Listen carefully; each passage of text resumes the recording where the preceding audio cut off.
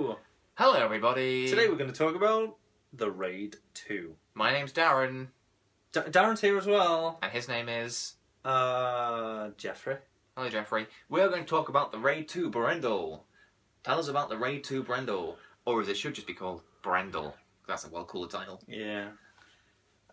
What other film titles have not kept the title, even though it's cool? All You Need Is Kill became Edge of Tomorrow. Became Live, Die, Repeat. Right. Why? Any others? No, that's all of them. They're the only ones. No, I just thought I'd bring it up. Okay. I don't like the name Jeffrey. I don't know why I said that. Don't linger on it. Tell us the story of The Raid 2. Oh, The Raid. I don't fully know, to be honest. It's quite complicated. You can say it. You can say the setup. No, I don't know. Okay, I'll do it then. Basically, I didn't follow it that closely. I was just waiting for the bits where they punch each other with toasters. That's and interesting. That's interesting. That's interesting. Because triple interesting. Ooh. 3 interesting points there. Well, the Raid 1 came out, or the Raid as it should be called. Yeah. And it's just it's just non-stop action. Like it literally starts. Yeah. And there's not a moment's break. It's just action, action, action, and it's brilliant. It's probably not my favourite action film. Obviously, that's Die Hard. But in terms of just, if I want to watch action, it's the best action film. The action in it is the best I've ever seen. Yeah, the choreography is just insane. And the way it is non-stop. Like, Die Hard's a bit different because obviously you kind of care about the characters. And I do care about Rama in this, in the Raid 1. But it's just, I like how there's no, now let's have the talking scene. Yeah, it's just first fist fights, gun fights, knife fights, everything. It just escalates the fighting. Yeah. And then so we got to, and that was what I liked about it. We got to the Raid 2. And it was like the same amount of fighting, but an extra hour of chatting. And the first time I watched it, I thought like, oh, I really like the way the first one was just solid fighting. And then I thought, I kind of appreciate that they've done something different, because if I want to just watch solid fighting, I'll just watch the first one again. Or The Matrix 2. No, don't watch that. And Matrix 2 is full of shite. That's loads the of whole fighting. end with the All those architect. Smiths, that's non-stop fighting. What yeah, more do for you 5 want? minutes, about 2 hours less running time. And 1 film instead of 2. Anyway, 2. So there was 3. No, but the second film and the third film were half a film, and there were too much of the half in it. There's lots of that kind of Let's thing going on. not talk about that. You're yeah, exactly, and that's what I liked about the mistake. Raid. I'm not. This is Pandora's box here. Yeah, so let's stick to the Raid. So then we got to the Raid 2, and I watched it a second time, and actually just really liked the film as it as a standalone film. You know, if you just Berandal. Yeah, prefer that as a standalone. Without going into it, the preconceptions of I'm going to watch just non-stop action now. Okay. I really like the story and the character. I really like the characters, in fact. So hang on. Go on. Why can't you just take the sequel as its own film? Are we talking about the Matrix again? No, we're talking about Berendal. Why don't That's you just... what I'm saying. No, but you're what? The first time I watched it, I was a bit got it. disappointed because Yeah, I you went in wanted it. wanting more of the Raid. The second time I watched it, I enjoyed it even more because I still enjoyed Took it. as its own film. But I watched it and thought, oh, I like what they've done here. I like the story and I like the characters. And you've still got 90 minutes of solid action in it. They've just made it 2.5 hours long this time and stuck an extra hour of story in as well. Alright. That's what I'm saying. Jesus. That's what I'm talking about. Yeah. So, that was the Raid 2 in terms of action. Oh, the story. We didn't even say the fucking story. Is there a story? Yes. There's a load of story. Are you kidding me? I missed it. Honestly, I missed it. Just because you didn't understand something doesn't mean it doesn't exist. I think I watched it when I was pretty tired, and I just kind of... It was in the middle of the day. I was quite tired. And we were distracted by 2 big fat bodybuilder guys that came in. What was the deal with them? They just in the broke cinema. into the cinema and had to place... sleep, and nobody wanted to move them because they were like 14 2 stone Snorlaxes each. like It lying really was. there, sleeping. And one of them was actually snoring. I mean, I don't want to go into this too much, but the other guy had like a load of like popcorn and stuff like that. And obviously the film's loads of action, obviously. And then one scary bit, and he actually threw it all over himself. Did he? But you wouldn't dare laugh because they were 2 meatheads, obviously ready to kick off on anybody who told them to leave because they had paid for the ticket. It was just a weird situation. They were fine. They were quite friendly. Anyway. Sorry. So the story is that the first film ends, spoiler alert for the first film, with Rama taking down an entire building. So the second one begins with them having to sort of hide him because everyone's going to come after him. And they hide him by making him become a gangster undercover. Where else will they look? Is that how it went? Yeah, do you not remember? I only really... It was a while ago now as well, and I was tired. And I was in a dark room. And Imagine. all these excuses. But most of what I remember is the car scene the car chase. Okay, yeah. It's a sort of car chase / fight scene. Yeah, because it's a car chase with a fight going on in the car. It was like just a fight on wheels, wasn't it? Yeah. It's like the just two platforms. It's like going in Smash Bros or something like that, and you've got two moving platforms. Yeah, it was like and they're just like jumping. Yeah, like a fight in a car. Yeah, like the Matrix 2. What bit of the Matrix 2 was it like? The Matrix 2, like with the bikes and the cars. What car had a fight the going on inside? highway scene. What? And also, what are you talking about with the ghost in the back? And he's like, "This is real."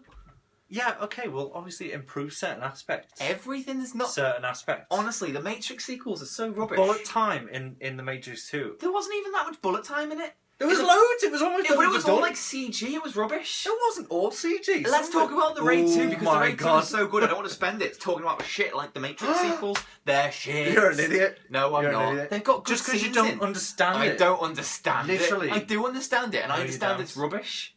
Oh, it's indulgent. They just want to be bragging about how much they know about computers. Not bragging, but it's certainly That's what indulgent. you said in the past. Well, it is a bit. No, you said it in the past, and I've agreed.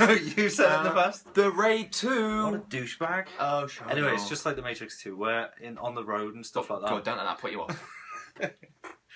The action is what I'm talking about, not the storyline and stuff. The action's so much better. Yeah, oh yeah, absolutely, because it is real and it's physical, and there's not many cuts as well. If you remember rightly, I think the car fast cut. Is it? Well, in fact, that's what I thought was interesting. The second time is the first time I watched the Raid 1.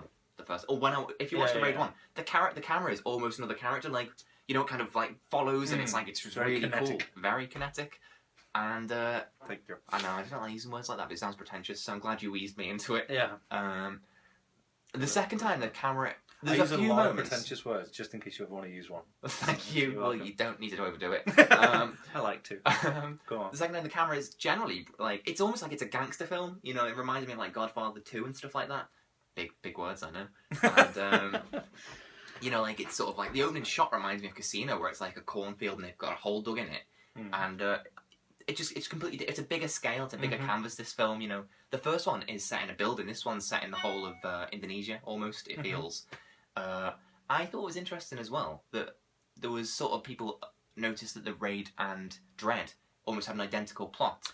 Of the two, I wouldn't have thought the Raid would be the one to get a sequel. And it's almost, I mean, I'm really glad it did. Yeah. But I want to see a Dread sequel now with the sort of epic scope that the Raid 2 had. Yeah, that's a good point, actually. Yeah. Thank you very much. Because you're introduced to that world. And you only see a small chunk of it. Like, they get locked in this building. And in the intro to the film, you've got the whole city, and there's loads of these towers. And talking about which one? Dread? Right. Sorry, yeah. So you see this kind of this post-apocalyptic world.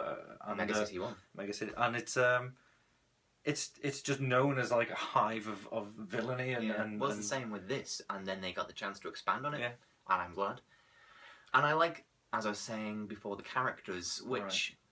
Well, you seem disappointed. No, I was going to continue talking about Dread, but we don't need to. Carry on. No, we'll watch Dread and do a video on that sometime. Okay, alright. We've talked too much about the Matrix already that we haven't talked about the Raid enough. So anyway, as I was saying before, the only things I remember, the car scenes, which we've been over. Yeah. The hairy guy in the club. Oh, that's a really good scene. The guy, and it uses the classical music that was in the trailer. Yeah. Really, really good. It reminds me of that scene for some reason of Yoda versus Palpatine. I don't know why. Because he's like this little about, shaggy thing, you know, you don't expect him to be so agile. Yeah. And that's really... Well, actually, that's what I really loved about the film, is that guy. I remembered liking him. When I watched it again, he's barely in it, and the girl with the hammers is barely in it. The first one? Oh, the second one, sorry. I was going to go on to say those two, the brother and sister, I think they are they? Brother and sister? I don't know, that's what I liked about it. Brother, sister, husband, wife, who knows? Kind of weirdly ambiguous, but... But yeah, like one of the big parts I remember about it. It's like quite an anchor. But they're not in it that much. But they leave an impression, and I like that it kind of it adds to the world. That it's like here's this character, here's that character. It's like everyone's. They're like superheroes. They've got their own ability, sort of thing, and they stick to it. You know, like this guy with the and stuff. Yeah, there are bits like scenes with the fighting where you think you've just carved somebody up and they're still fighting. Like it's sort of, it's unbelievable for what it is, but it's still believable. It isn't. It's not a million miles in terms of how much violence people can stand. Like, I won't ruin what happens at the end, but there's obviously a climactic fight.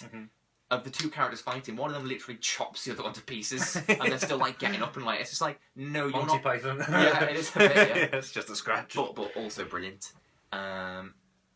Yes, I was going to say something and I forgot. I was going to mention the part where they stripped him down and stuff like that, like because that was all big part of the the storyline. You know, like Yeah. making sure he's not bugged and stuff. Yeah. But I don't remember like much of the stuff. I know this is my problem. This is not anything against It was the a film. complicated story, and everyone's sort of double crossing everyone. And as you say, like from the simplicity of the first one, and then into the second one, and it's this massive like syndicate and all these different sides. Wonder where they're going to go with the third one now. It's like, because you're either going to go small again, or you're going to go even bigger, or you're going to go the same.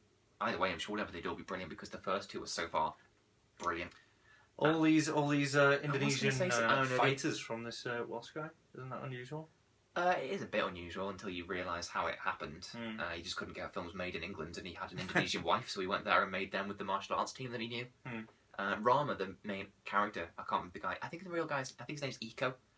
He's amazing. Apparently, he's just been cast in Star Wars or something. Wow, really? Yeah, that's like 3 of the people from the Raid 2 are going to be in Star Wars, and he's one. But it could be motion capture, and they're just in it doing stunts. But we don't know. But I think he's phenomenal, and I think he does deserve to be up there in terms of iconic sort of blockbuster action heroes, up there with kind of Chow Yun-fat and Bruce Willis and people like that, because he's just amazing.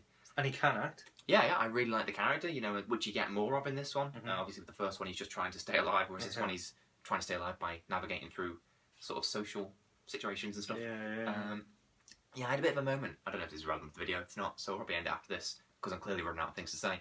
But where you have like a slightly out-of-body moment and you kind of assess your own life. I know I said this to you the other day. But I was wearing a Spider-Man onesie watching this film and eating chocolate, and I just thought, it's 2 in the morning, I'm watching a Kung Fu film dressed as Spider-Man. My life has either gone really, really wrong or really, really right. I'm either living the dream or I'm on the way out.